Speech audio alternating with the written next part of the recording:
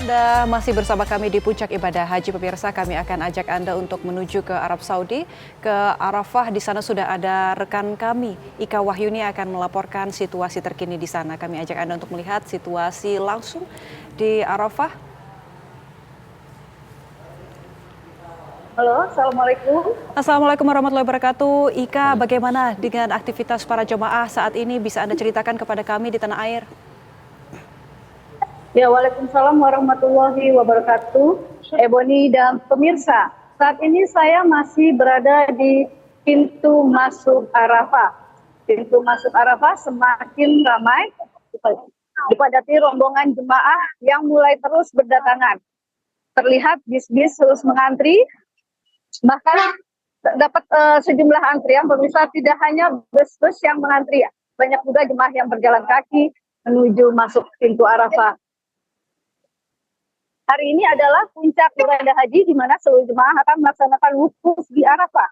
Karena wukuf itu adalah hukumnya wajib dan menjadi syarat sah haji. Atas keutamaan itu jemaah sejak tengah malam sudah tiba. Seperti kami tim media haji pun sudah tiba di Arafah sejak maghrib.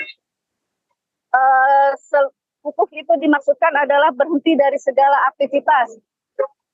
Di padang Arafah ini jemaah akan banyak melakukan berdoa, bersalawat, serta memohon ampunan kepada Allah.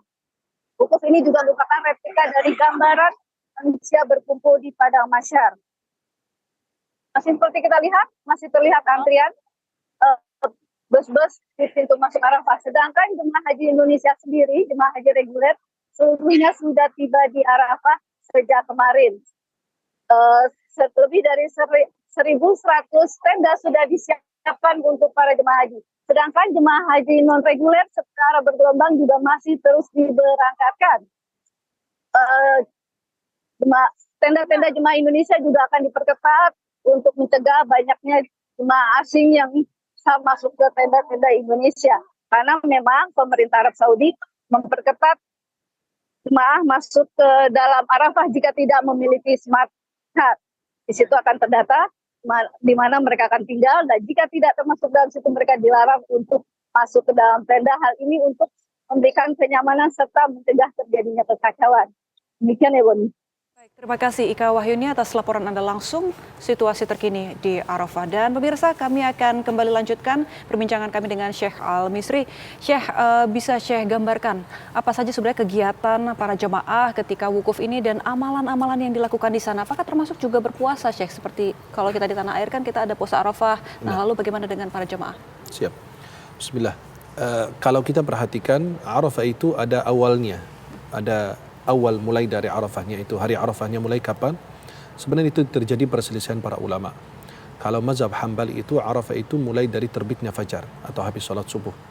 Kemudian ada juga mazhab mengatakan Arafah itu mulai dari terbitnya matahari. Itu awal dari Arafahnya sampai menjelang maghrib. Maka dari terbitnya habis fajar atau mulai dari terbitnya matahari, mereka para jamaah berkedatangan berkumpul di padang Arafah. Padang Arafah itu adalah satu lokasi yang ada awal dan ada akhir batasnya. Yang orang yang keluar dari batas tersebut maka tidak sah hajinya. Maka mereka harus berkumpul di wilayah tersebut. Kebanyakan berkumpul di dekat bukit Jabal Rahmah atau mereka berada di sekitar Masjid Namirah yang kita saksikan saat ini. Ini namanya Masjid Namirah. Masjid Namirah itu adalah masjid yang diperkirakan dibangun sekitar tahun abad kedua Hijriah. Dan ini masjid yang unik sekali. Masjid ini adalah masjid yang dibuka setahun sekali. Bayangkan, ada masjid yang dibuka setahun sekali adalah Masjid Namirah ini yang berada di kawasan Arafah. Dan itu uniknya lagi, dia pertama dibuka setahun sekali ketika ibadah haji, hari Arafah. Kemudian yang kedua, separuhnya masjid itu di Arafah, separuhnya di luar. Maka separuhnya digunakan, separuhnya tidak. Karena itu masjidnya besar dan biasanya yang diwakilkan oleh tahun ini oleh otoritas Saudi untuk menjadi khatib Arafah adalah Syekh Dr. Mahir bin Hamad Al-Ma'aqli, salah satu imam Masjidil Haram. Beliau menjadi khatib Arafah hari ini atau beliau menyampaikan khutbah. Kemudian mereka melaksanakan sholat zuhur dan asar jamak dan qasar. 2 rakaat zuhur dan 2 rakaat asar di waktu zuhur. Itu namanya jamak dan qasar. Kemudian jamak takdim. Nah, mereka akan sholat zuhur dan asar jamak dan qasar. Kemudian mereka akan terus berzikir, membaca Al-Quran, memohon doa kepada Allah SWT, berbanyak baca takbir, tahlil, tahmid, dan mereka memohon ampun kepada Allah Subhanahu wa taala, dan masing-masing punya hajat kepada Allah Subhanahu wa taala, mereka meminta kepada Allah Jalla Jalla. Mereka terus melakukan ibadah sampai menjelang sore hari.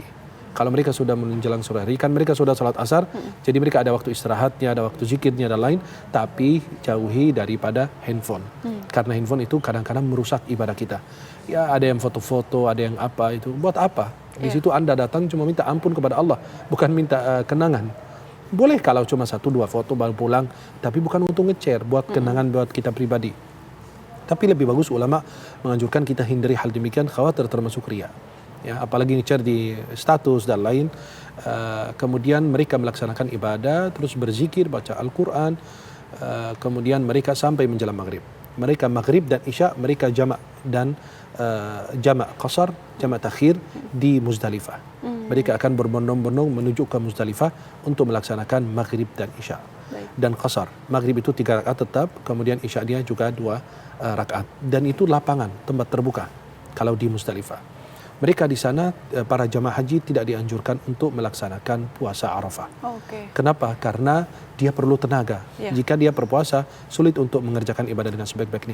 Hanya mereka yang berada di luar Arafah dianjurkan dan disunahkan melaksanakan puasa Arafah karena dengan 2 tahun. Baik, sedikit lagi Syekh, itu kan tadi amalan ataupun kegiatan yang bisa dilakukan para jemaah. Lalu bagaimana dengan kita di sini di tanah air yang tidak menjalankan ibadah haji? Apa yang bisa kita lakukan amalannya? Ya, yang kita lakukan adalah berbanyak doa, berbanyak zikir, berbanyak membaca la ilaha illallah wahdahu la syarikalah, lahul mulku wal hamdu wa kullu syai'in qadir. Kemudian berbaca takbir, talbiyah dan lain sebagainya, takbir dan zikir tersebut. Kemudian menjaga salat wajib, salat sunnah, qabliyah, ba'diyah dan lain sebagainya. Kemudian kita disunahkan puasa Arafah tanggal 9 Dzulhijjah. Keutamaannya itu seperti apa? Keutamaannya Nabi SAW dalam hadis Sahih Muslim, Allah ampuni dosa kita 2 tahun, setahun yang lalu dan setahun yang akan datang. Maka bayangkan dengan kita puasa 1 hari saja mendapatkan ampunan 2 tahun, setahun yang lalu dan setahun yang akan datang. Baik Syekh Ahmad Al-Misri, terima kasih banyak untuk ilmunya dan sudah berbagi bersama kami di sini di TV One. Kami akan ajak lagi pemirsa untuk melihat situasi terkini bersama rekan kami, ada Hadi Zulkifli di Masjidil Haram. Seperti apa suasananya, Hadi? Baik, Anggia Ebony, saat ini saya berada sekitar 200 meter dari halaman Masjidil Haram. Dan Anda bisa saksikan di belakang saya ini, suasananya cukup lengang. Ini sangat berbeda dengan kondisi beberapa hari sebelumnya atau beberapa minggu sebelumnya, di mana ketika itu jutaan manusia memenuhi Masjidil Haram hingga pelatarannya. Bahkan untuk sholat saja, kita harus berangkat lebih awal agar mendapatkan tempat terbaik. Nah, sekarang ini hanya ada ribuan orang, mungkin ini warga sekitar dari sini ataupun jamaah haji plus yang belum berangkat ke Armusna. Dan saat ini saya bersama rombongan tim WAS DPR RI tengah bersiap untuk melaksanakan puncak haji di Armusna, di Arafah, Muzdalifah dan Mina. Jarak dari Masjidil Haram ke Arafah itu sekitar 18 km. Dalam kondisi normal, jarak itu bisa ditempuh dalam waktu sekitar 30 menit. Namun ketika dalam masa puncak ibadah haji, maka jarak itu tidak bisa diprediksi berapa lama jarak tempuhnya karena akan ada banyak pemeriksaan. Hanya kendaraan yang memiliki tasreh atau surat izin khusus yang bisa melintas dan masuk ke Armusna. Ini untuk menghindari atau mencegah masuknya jemaah haji ilegal. Selain kendaraan yang memiliki tasreh, semuanya atau penumpang dari kendaraan itu akan diperiksa satu persatu untuk memastikan bahwa mereka adalah jemaah haji yang resmi yang menggunakan visa haji, bukan visa umroh atau ziarah. Dan nantinya kita semua ada 1,8 juta jemaah haji akan melakukan puncak ibadah haji di Armusna. Ebony.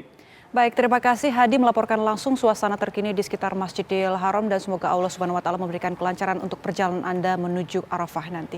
Dan pemirsa, puncak ibadah haji masih akan kembali sesaat lagi, tetaplah bersama kami.